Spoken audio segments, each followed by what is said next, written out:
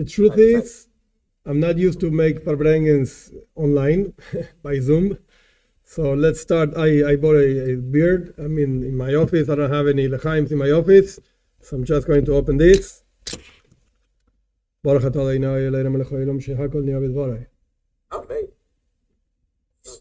L'chaim. I think there are many things to be explained. First of all, as a way of a very small introduction, again, I'm not used to do Farbrengens online,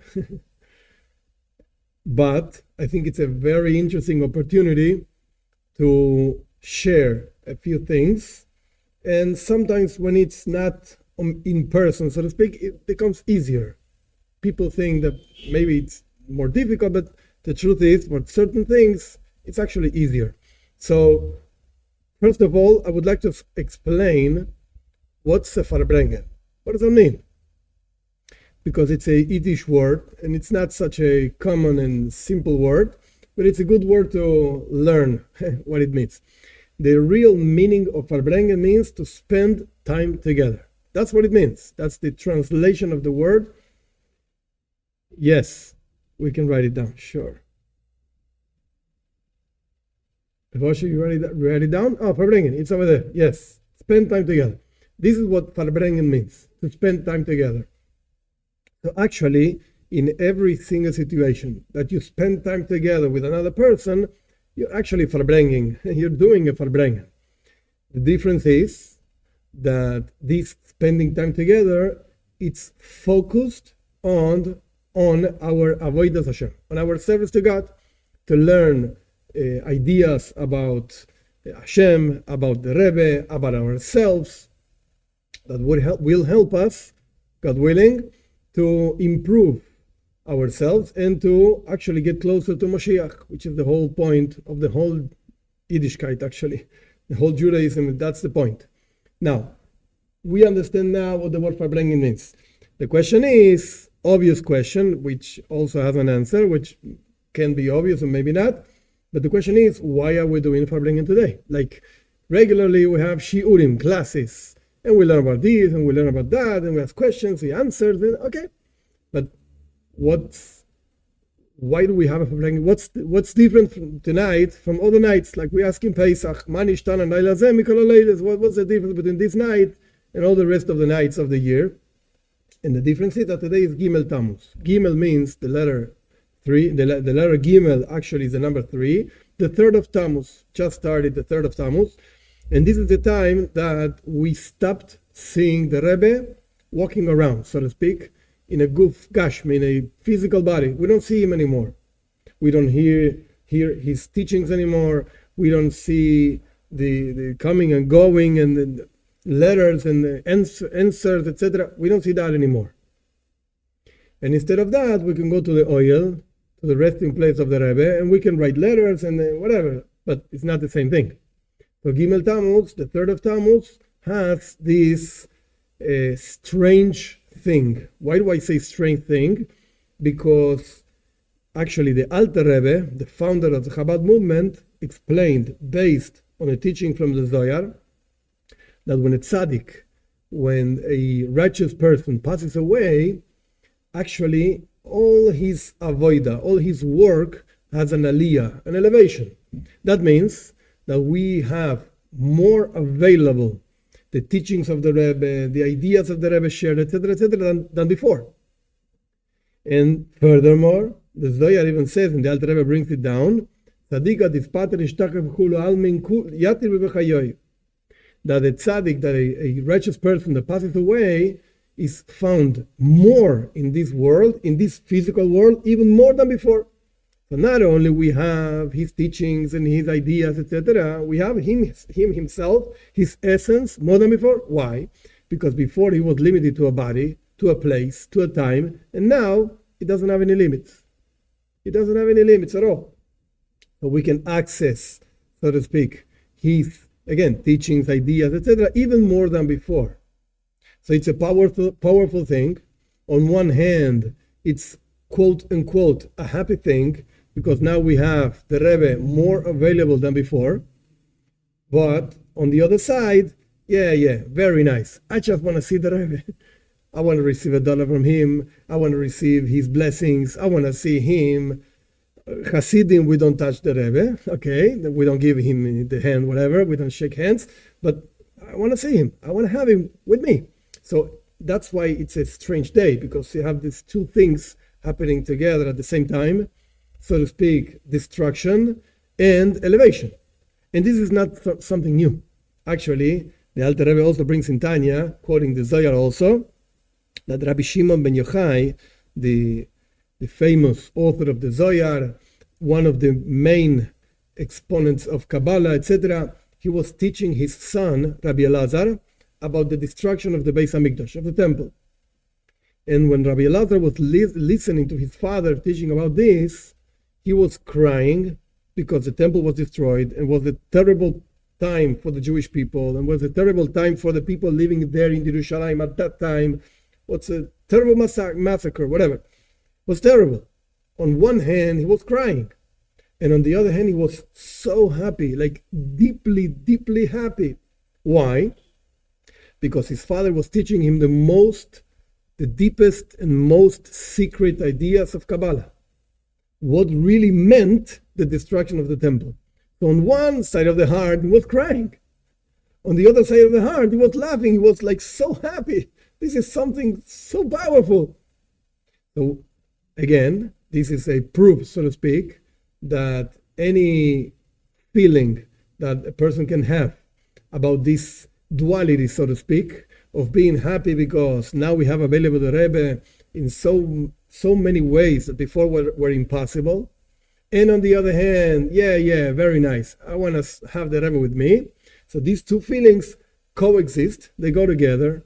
And they happen at the same time in the same heart. And again, this already happened. And one may ask, okay, very nice. That was Rabbi Shimon talking to his son, Rabbi Elazar. They were two very high people, to the point that the Talmud says, something very interesting, Rabbi Shimon was a very, very special guy. But Rabbi Shimon, in a different time, he was teaching his son about righteous people.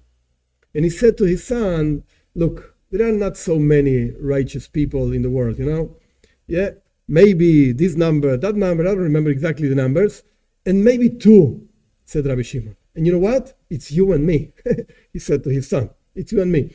And then you know what? And if it's one, it's just me. This is Rabbi Shimon. It's a special guy. Bnei Aliyah, that's what they are called, like very high, holy people. What I want to say is that, okay, you're telling me that a person can have mixed feelings in his heart, on one hand happy and on one hand sad, and you're bringing me a proof from Rabbi Shimon and Rabbi Elazar that this already happened. I don't care about the proof. The proof is about special people. I'm not a special guy. I'm not special people, so to speak, quote unquote. And the answer to that is, you're wrong. You're wrong. If this teaching came to you, to your ears, to your heart, to your mind, etc., it's because it was said for you, specifically, especially for you. That means that you have the power, the possibility of having these two feelings at the same time, exactly at the same time. And we have to somehow take advantage of these two feelings and do something about them. The most simple explanation of what to do about them is to learn, something that the Rebbe insisted so many times and emphasized so many times in so many different ways. The Jewish way of dealing with things is to learn about them, is to learn how these things actually change our lives, change our hearts, our minds. This is the Jewish way. The Jewish way is not like to escape. Oh, I have such a terrible feeling, I'm going to drink beer. No. That's escaping. You're not doing anything. You're not accomplishing anything. And you're actually doing things worse. But whatever. The Jewish way is to deal with things is to learn, to understand what these things mean, and not just in general, what they mean to me, for me. And in such special dates, like Gimel Tammuz, the 3rd of Tammuz. Of course, the meaning of each idea and of each feeling is different for each person. Of course, the more you know the Rebbe, the more you learn of the Rebbe and from the Rebbe and about the Rebbe, etc., the more you're going to feel the special feelings or whatever of the day. And if you don't know about the Rebbe, so you're not going to feel so much, another tzaddik, another special person passed away or not passed away, whatever the case is. Yeah, very nice. So this day, it should be a day to invite, so to speak, each one of us to learn about the Rebbe, to learn the Rebbe's ideas, Torah, the Rebbe's teachings, the Rebbe revolutionary focus of everything.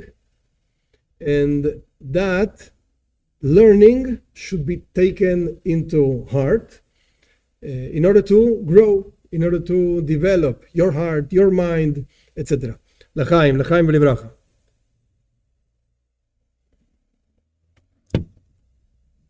One of the things that Chassidim do by Farbrengen is to sing nigunim, to sing.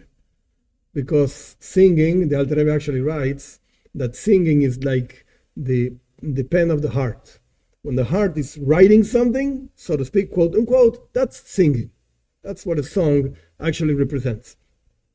And even though probably you never heard this song, and I'm not the best singer either, I recognize that, but there's a nigun, there's a song that, in my humble opinion, represents a lot of what the Rebbe is, of what a Rebbe is actually, and what our Rebbe is.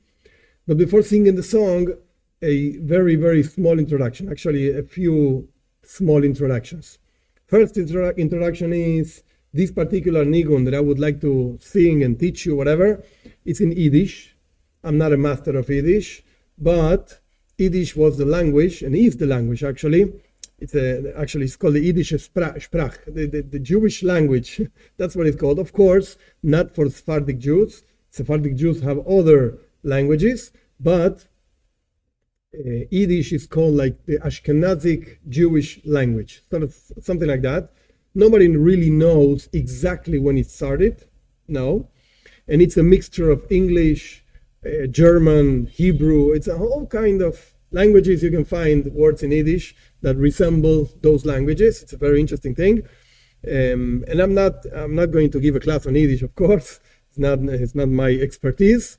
But that's point number one. The nigun that I would like to teach you is in Yiddish. I will explain the words, don't worry.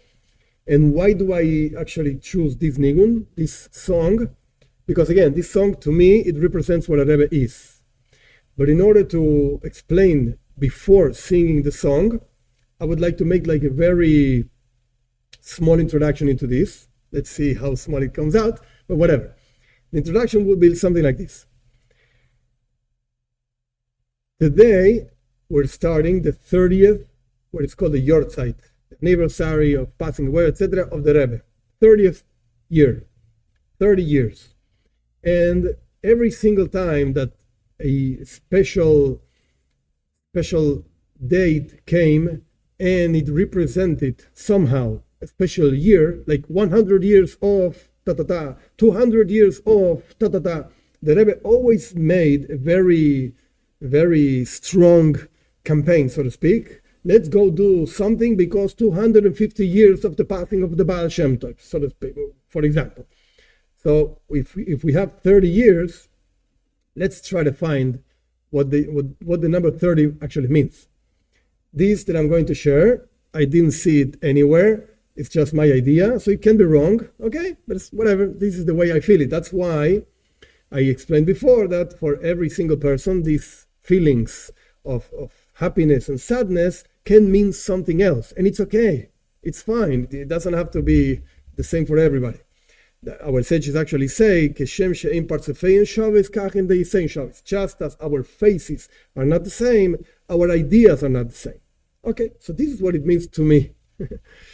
The number 30, we can find it in the Mishnah. The Mishnah says, very interesting Mishnah in Pirkei Avos, in the 5th chapter, Ethics of Our Fathers, it says over there that when a boy or a girl, whatever, I'm not going to go into the discussion of men and women, whatever. When a person is 5 years old, when 5 years old, you start learning Torah, like the scriptures itself. Then you start growing up, like for instance, 13 years bar mitzvah, 18 years to get married, and then the Mishnah says 30 years. I'm just jumping certain dates, whatever. The Mishnah says 30 years. What does it say about the 30 years? Ben shloishim lekoyach. 30 years means strength, power, koyach. This is the most simple translation, so to speak, of koyach, power. But there's another translation. Koyach means also capacity. Your real koyach is what you're able to accomplish, even if you don't accomplish that, but you're able to. Your possibilities. When something is bekoyach, that's how we say it in Hebrew, in Lashon Kodesh, in the holy language. When something is bekoyach, it means that you have the power of doing it, and it depends on you whether you do it or not. But you have the power. Koyach. So ben shloishim lekoyach, the 30th year means to recognize your own capacity, your own possibilities, beyond what you're actually doing or not, but you have the possibility. And this is actually one of the ideas of what a Rebbe means. Not just our Rebbe, any Rebbe. Because Rebbe actually means Rosh Bnei Israel, the head of the Jewish people. And of course, some other Chassidim and Chassidic groups have other Rebbes. And it's fine. For them, it's okay. Actually, the Talmud discusses what's the name of Mashiach. Interesting, in Sanhedrin. And the Talmud brings 5 different names for Mashiach. Mem, Shin, Yud, Ches. 4 different names that actually each one of those names starts with one of the letters of the word Mashiach. Mem, the Talmud says in Sanhedrin Tzadik Ches, 98. The Mem of Mashiach is Menachem. The Shin of Mashiach is Shiloi, which is a name. Menachem is a name and Shil is a name. The Yud is Inoin, which comes actually from a verse in Tehillim, Inon Shemoy. And the Ches means Chanina. Chanina was a sage. There were many sages called Chanina.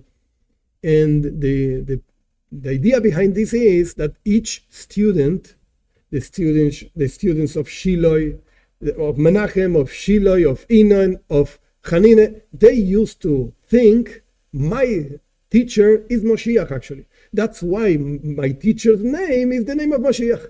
And altogether form the word, so to speak, Mashiach. What I want to say, why do I bring this idea? Because it's normal and it's okay that each student considers their teacher my Rebbe. And it's the Rebbe. Oh, yeah, okay, another Hasidic group can have another Rebbe. Yeah, that's fine. For him, it's the Rebbe. The Rebbe. For us, this is the Rebbe. This is the Rebbe. Actually, it's interesting. One time, there was an article that had to be written about Chabad, and they asked the Rebbe exactly the details, what to write, etc., etc., and they wrote the article, and the article said that Lubavitcher Rebbe, this and that, and the Rebbe, striked out the word Lubavitch, like the Rebbe. Don't call me Lubavitcher Rebbe. I'm the Rebbe, I'm not the Lubavitcher Rebbe. I'm the Rebbe of everybody, so to speak. So this is one of the quote-unquote jobs, tasks of a Rebbe, of the Rebbe, to bring out, to show us our own capabilities and give us tools to bring out that thing which is bekoyach, impossibility, into the poyel, reality. And this is what actually the nigun that I want to teach you, or at least sing with you, or to you, whatever the case is. This is what the nigun talks about. And this nigun is a very, very simple song, which actually repeats 3 times.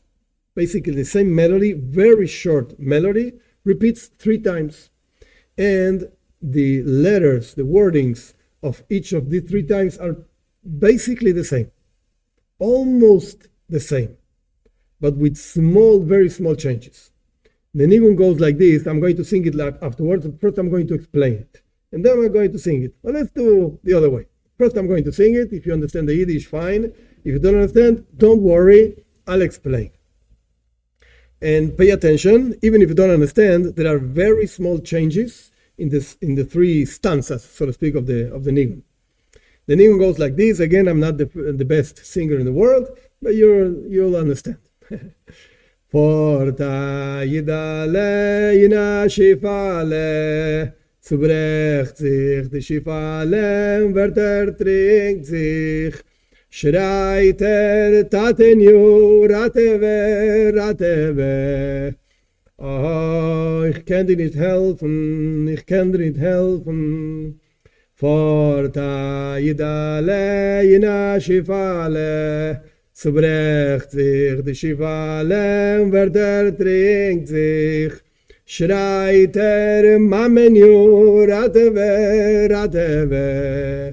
Oh, ich kann dir nicht helfen. Forta yidale yina shifale, zubrecht sich die Schifale, werter trinkt sich, schreit Rebbe, rateve. Ah, du willst dich nicht trinken. That's the whole song. What's the song about? Forta idale, there's a Jew traveling in a boat. Forta idale in a shifale. Shifale means like a small boat. There was a Jew there traveling in a small boat, and zubrecht sich the shifale, and the boat broke. It broke, whatever, a hole in the boat. Und werter trinkt sich, and he's drowning. The boat broke, and I'm drowning. And Schreiter, he starts screaming. Tatenu, Tati, my father, Rateve, save me, like I'm drowning, save me. And the father answers, I can't help you. Ich kann dir nicht helfen. I can't help you. I'm sorry, can't help you. That's like stanza number 1. Second time, Forta idale in a shifale, again, the same Jew. Idale is like a small Jew, whatever. There are no small Jews, but there's a guy over there traveling in a small boat, and the boat broke. Same thing, exactly the same thing. Schreiter, he starts screaming, Mamenju, Mom, help me, like I'm drowning. Rateve, save me. And the mother answers, Ich kann dir nicht helfen. I can't help you. I'm sorry, I can't help you. Third time, again, same thing, Forta idale in a shifale. This Jew is traveling in a small boat. Zubrecht sich the shifale, the boat breaks, and he starts drowning. Werter trinkt sich, like he's drowning. And now he screams, Schreiter, he screams, Rebbe, save me, Rebbe, save me. And the Rebbe answers him, Du wirst sich nicht trinken. You're not going to drown. Don't worry. You're not going to drown. So what's going on over here? Father says, I can't help you.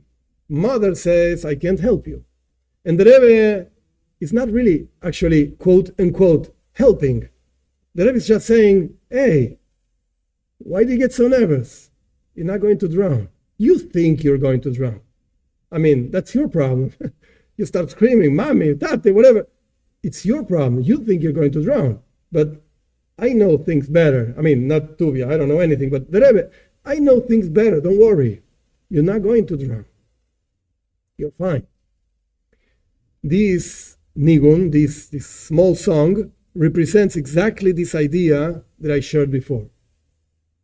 One of the tasks of Rebbe is to let us know what are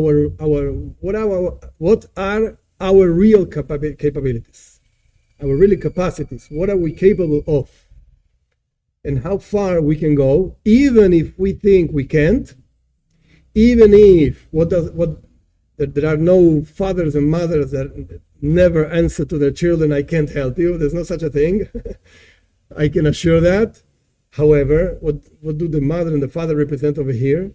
They represent basically intellect. Even if you think And if you know and you're certain that you're drowning and you are going to drown, even so, wait a second. You have inner strengths that you have to be aware of, and you have the possibility by yourself not to drown. Of course, the Rebbe has to come and show you who you really are. What are your real strengths that you have inside of you? And why do you have these strengths inside of you? Because Hashem put them there. Not because of you. Who are we? Whatever. We're nothing. But the Rebbe shows us who we can really actually accomplish, what we can accomplish, and who we can really who we can really be. How far can we go? To the point not to drown. Of course, you can understand the shifale, the boat. You can understand the drowning in different ways. The boat can be the Torah, and you learn in Torah. You're not understanding. Imagine a yeshiva a boy in the student in the schools learning Torah, etc., and doesn't understand, and he sees that everybody else does like this with the head, and he doesn't understand anything. He says, wow, am I going to ask? Everybody's understanding it but me. And he doesn't really know that nobody understands anything. They're just doing like this. It seems that they understand. It seems, but not necessarily. And he's in this boat, and the boat breaks. This is one way of understanding it. Like, again, you're in school, everybody is accomplishing, you're not. And you think you can't. So wait a second, you can. You have the possibilities. You just need a teacher that can believe in you. A teacher that can show you who you can really be, how far you can really go. Or find a teacher that can find your real strengths. Maybe your strength is not in the most deep things in the Talmud. Maybe your strength is in doing good. The Zohar itself says, there are those who do good deeds, there are those who learn, there are those who work, whatever, and support others. So there are many strengths that a person can have. And another way of understanding the boat and drowning is the society. We're drowning in the society. With the society eats up the person. It's impossible to live. There are so many passions and so many interesting things to do, and everybody does them. And why shouldn't I? There are so many different ways of understanding this example of the boat, what the boat represents, and what drowning represents. But the end of the story, so to speak, the Rebbe itself, is always the same. If the Rebbe is showing you that if you're there, if you're in that situation, if Hashem put you over there, it's because you have the strength to actually overcome the situation, whatever the case is. There's a saying, so to speak, that there are no limitations at all. No limitations for a Jew at all. What does that mean? It doesn't mean that I have wings and I can fly. I don't. I'm a human being, a regular person. I can't fly. So that's a clear limitation. But that's a physical limitation, so to speak. Spiritually speaking, there is nothing that can stop a Jew from fulfilling a commandment, a mitzvah. Nothing. It's just, we have to realize that. And we need the Rebbe to come and teach us, hey, you're infinite. How do I know this? Very simple. Twice a day, we recite the Shema Israel. The literal translation of these words are Shema Israel, Hashem Elokeinu, Hashem Echad. Hear, Israel, God, our Lord, God is one. That's how people translate, and it's okay. It's fine. That's what it means. However, there's a much deeper translation to that. But in order to understand the translation, we have to have a few introductions into this translation. And the idea is like this. We actually learned this in Sharichot Ve'emunah, the second part of Tanya. There are two basic names of God that represent two basic different things. You have the name of God of 4 letters, Yud Kei Vav Kei, that represents Haya, Hoi Ve'Iyeh. God was, is, and will be. Infinite. No time limitations, no space limitations, etc. That's what this special name of God means. Elohim, it's another name of God. When you actually add the letters, because in Hebrew each letter represents a number, when you add the letters of the word Elohim, you come up with the number 86. And when you add the letters of the word Hateva, which means the nature, it also adds up to 86. So that means that the name Elohim represents the nature. And nature basically represents a concealment of God. We don't see him. We see the nature. I see a computer. I'm talking to a computer. I'm not talking to God, so to speak, even though he is the life force of the computer also. Okay, so we have these two names. These two names are actually together, so to speak, in this phrase that we learned before, Shema Yisrael Hashem Elokeinu, Hashem Echad.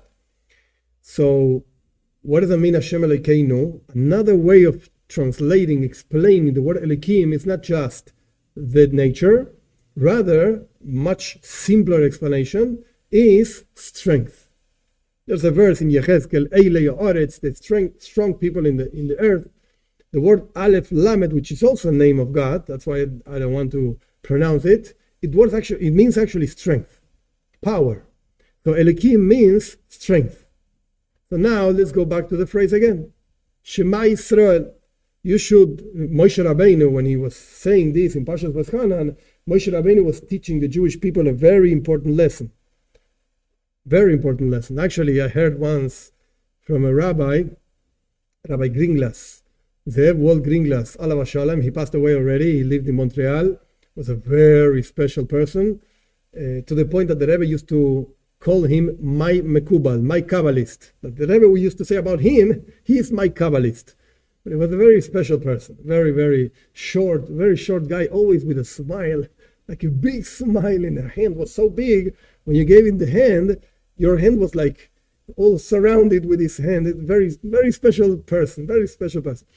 He said, I heard him say that if you had to explain and think about all the meanings written in the books about Shema Yisrael, about this small phrase, you would spend a whole week just thinking about the Shema Yisrael. Whole week. All 24 hours a week, a day, for the whole week, thinking about Shema Yisrael. That means that what I'm saying is not the only meaning. There are so many meanings that you can, again, spend the whole week just thinking about this. Okay, I'm not going to talk for a whole week. Forget it.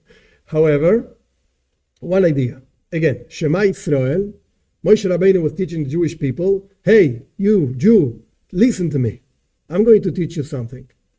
Hashem Elokeinu, this name of God that is infinite, was, is, and will be, that is Elokeinu, that is our strength. The strength of a Jew in regards to Torah and mitzvahs, to fulfilling the Torah, to learning the Torah, fulfilling the mitzvahs, etc., that strength is infinite. Nothing can stop you. Nothing can stop you. Okay, it's true in regards to physical things. Yeah, many things can stop you. Of course. If I would like to buy a new house or whatever, a house, I don't have one in Miami, and you have to spend $2 million, I'm sorry, I don't have. So that's a clear limitation, of course. And probably I will never have. So it's a clear limitation, real, 100% real limitation. Okay? But that's in a physical world. Like that's related to physical things and concrete things of the world. Yeah, we have a limitation. Of course, many, many limitations. However, in a spiritual realm, forget it. No limitations. Not one single limitation. How do you know that? Hashem Elokeinu. God is our strength. But God, in an infinite expression of God, that's our strength. But of course, we forget about this. In the event, God forbid, that we have a challenge, a difficult time, etc., we forget about this.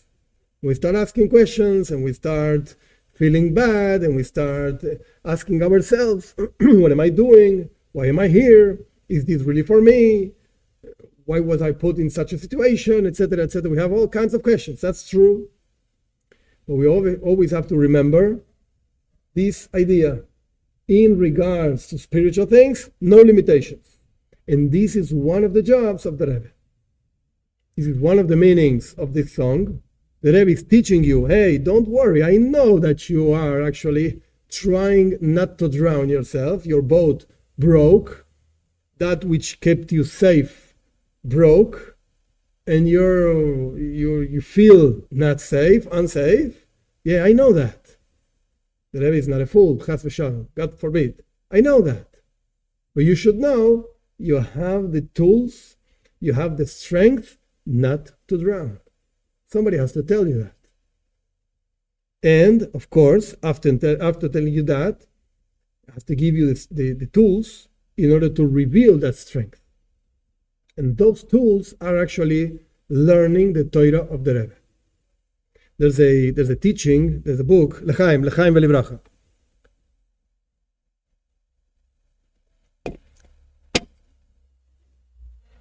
There's a very famous book. The Rebbe didn't actually write so many things. He taught orally, so to speak.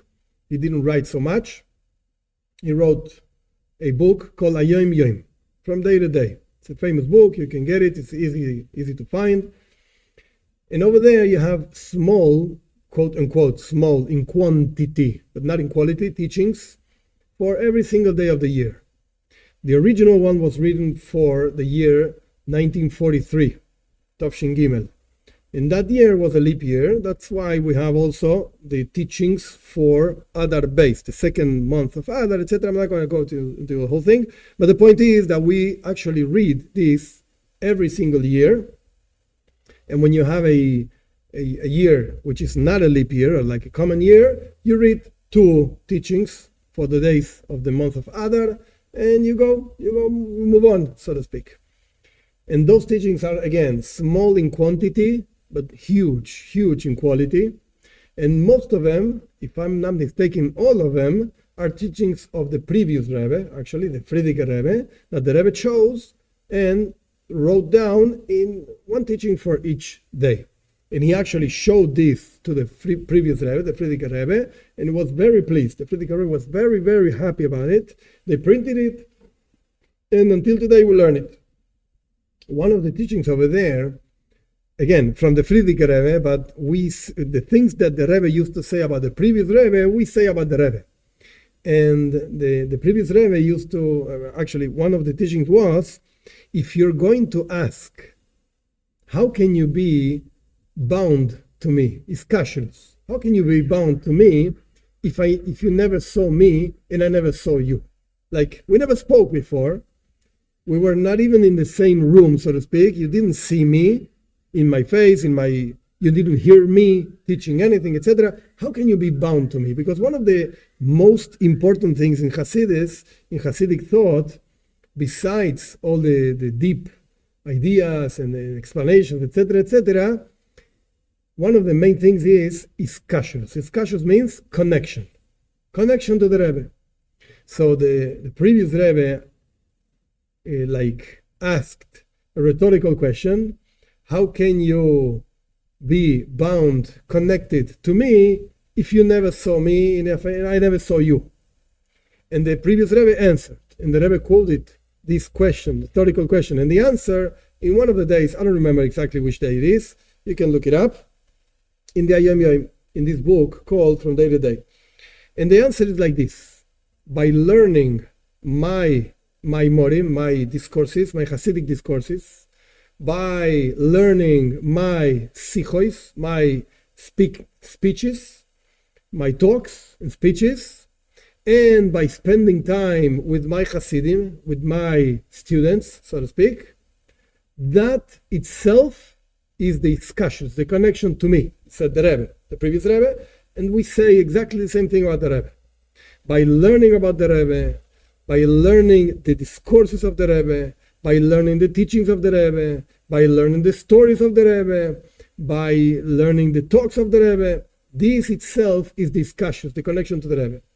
And one may ask, okay, But first of all, there are many tzaddikim. There are many righteous people, as we spoke before about this. Why precisely the Rebbe?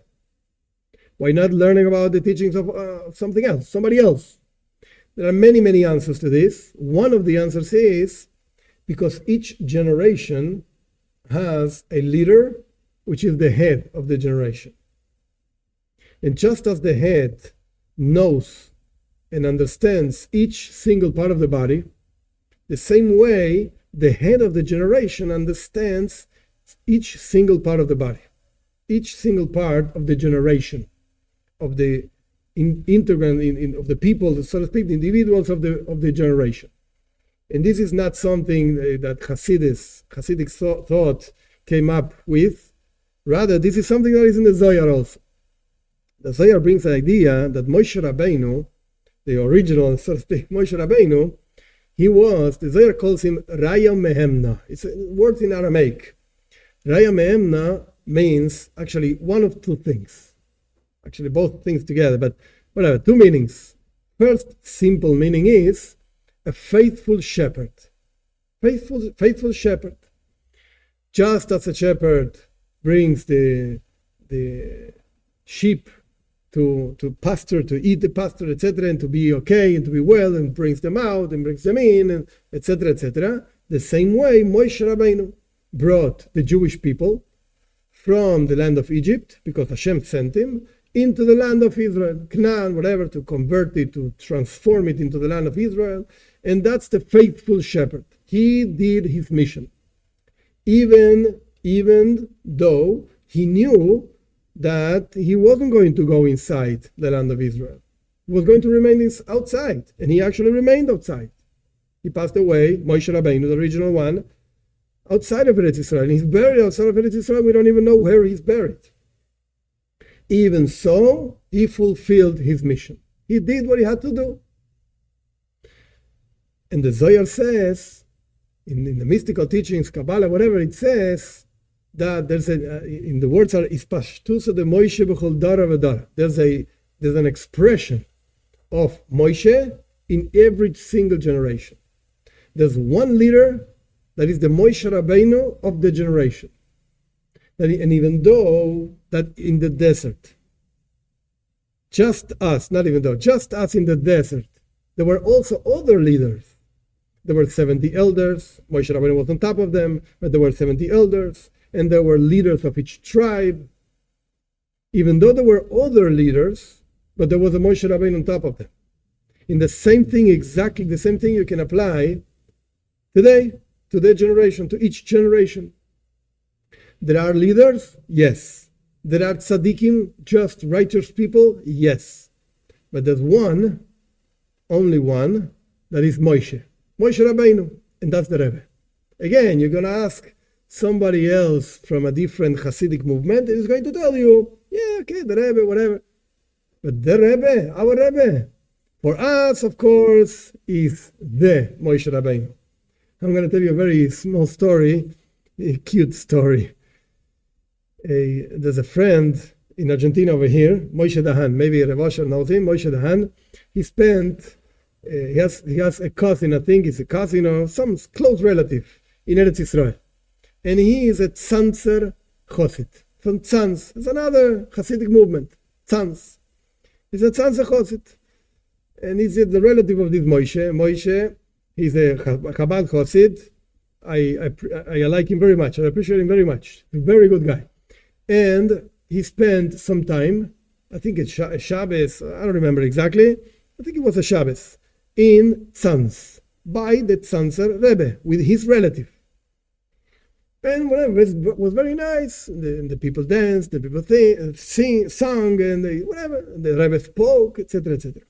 When Shabbos finished, they were saying goodbye to each other, and the cousin asked my friend, Moshe Dahan, the cousin asked, no, what do you think about the Rebbe? Tell me, what was your impression? I know you're Chabad, we're cousins, we know each other pretty well.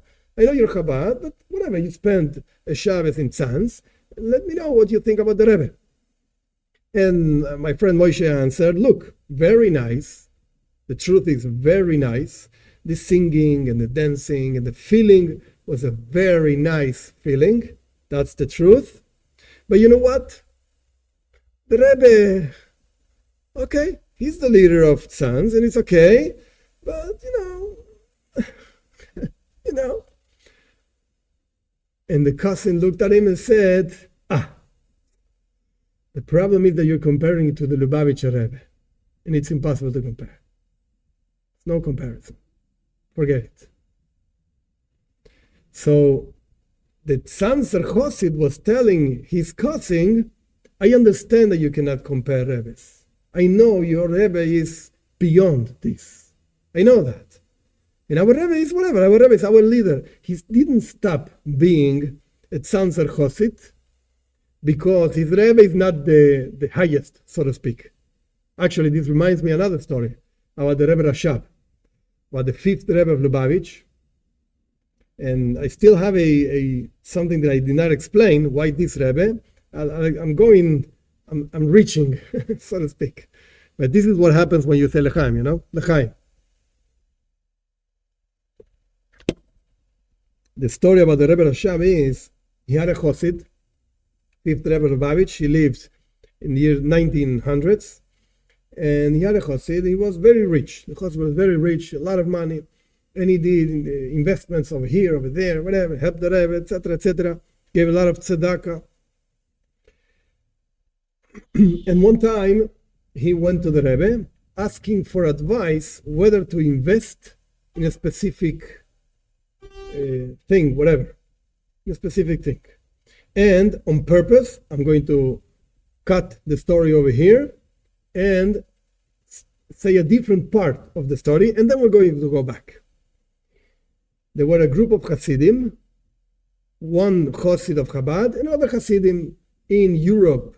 In those days, it was winter, it was very cold, and the only way to remain a little bit hotter was with a fire, in the middle. So the Chassidim were sitting on the fire, and each one of them was relating a story of a miracle of the Rebbe, of their Rebbe. There were different kinds of Chassidim. There are different kinds of Chassidim. So each Chassid was telling, my Rebbe is this, my Rebbe is that, and he made this miracle, that miracle, ta-ta-ta-ta. And when it came to the turn of this Lubavitcher Chassid, who was a Chassid of the Rebbe Rashab, he related this story that I'm telling you. So now let's go back to the story. I asked the Rebbe, the fifth Lubavitcher Rebbe, whether I should invest on this or not, because it was a very powerful, so to speak, high investment, a lot of money. He had the money because he was rich. But there are different kinds of investments. If you have, $1 million, and somebody tells you, can you invest $1,000? Yeah, you know what? 1,000 more, 1,000 less. It's not going to be. Can you invest 999.99999.999 of your money? Oh, wait a second. I'm going to think about it because it's a high investment for me, all my money. So I asked the Rebbe whether I should invest or not. And the Rebbe said, yes, invest. Go ahead. And I lost all my money. I lost. The investment didn't go. I lost all the money. This is the story by the fire that this Chassid actually related. He lost all my money. And the other Chassidim were looking at him like, wait a second. We're actually telling stories of our Rebbes when our Rebbe made miracles. So what's the miracle in your story? What happened over here? You have the Rebbe and you lost all your money. Is that a miracle? And the Chassid answered, yes. The miracle is, I am still a Chassid of my Rebbe. I'm still a follower of my Rebbe. That's the miracle.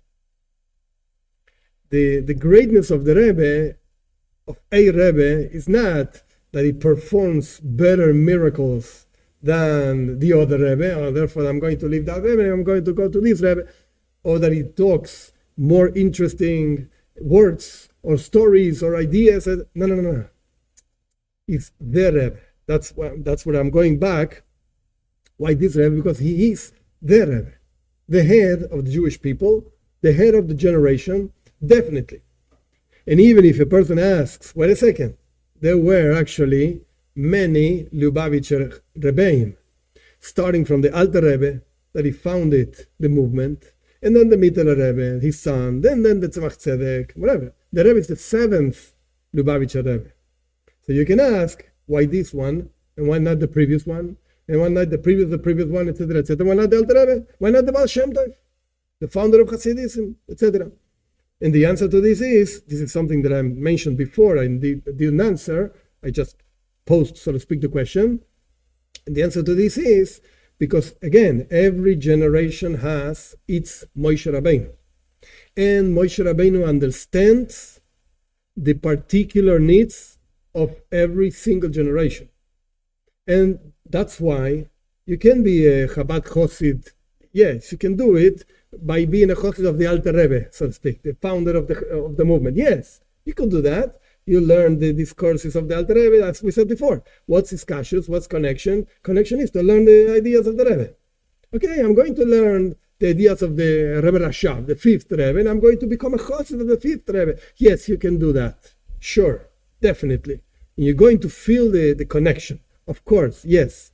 However, the truth is that the Rebbe Rashav, the fifth Rebbe of Chabad, just to take one example, lived in Russia, in the starting of the communist party movement, etc., etc., and he had specific Hasidim followers that, of course, lived in his times and place in the world, and his teachings were actually geared to those people, for them, for their challenges, for their difficulties, for their questions in Avodas Hashem, in service of God, etc., etc. And our Rebbe, going back, he is the one that teaches us and gives us the tools, and this goes back, so to speak, when the boat breaks, whatever the boat means, and you feel like drowning, and the Rebbe tells you, yeah, don't worry, du wirst nicht trinken, you're not going to drown. Don't worry, you're not going to drown. Yeah, very nice. Okay, I got it. Give me the tools. Give me the tools not to drown. It's not enough that you're telling me you're not going to drown. How? So this is what I mean by learning the discourse of our Rebbe, of the Rebbe. That gives us the tools to overcome our difficulties in our times.